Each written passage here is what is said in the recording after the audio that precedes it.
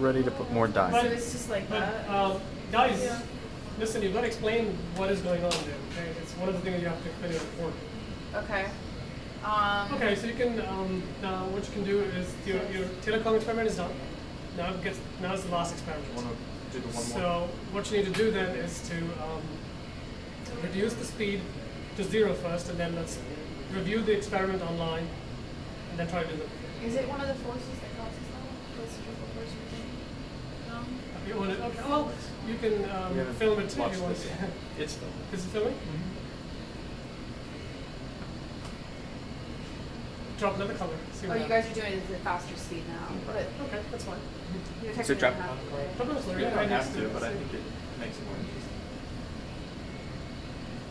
I like it. Now, when you're dropping the dye, you're going to be very careful. You don't want to introduce additional things. But anyway, Disturbances, but yeah. look at how it's like Look at that. it's That's like much- PV much stretching better and quality. so you've induced a in this case a cyclone.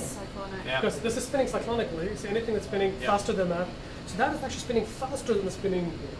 Because remember, looking at it from the perspective of the table, Yeah. that's an actual cyclone right there. Yeah.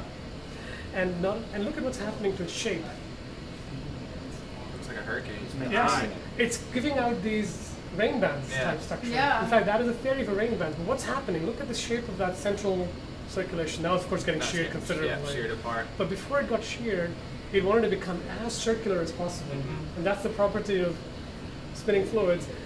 It'll try to, it's called axisymmetrization. It's called what? Axisymmetrization. Oh, If you okay. have a cyclone that's elongated, it wants to Yeah. become a circle.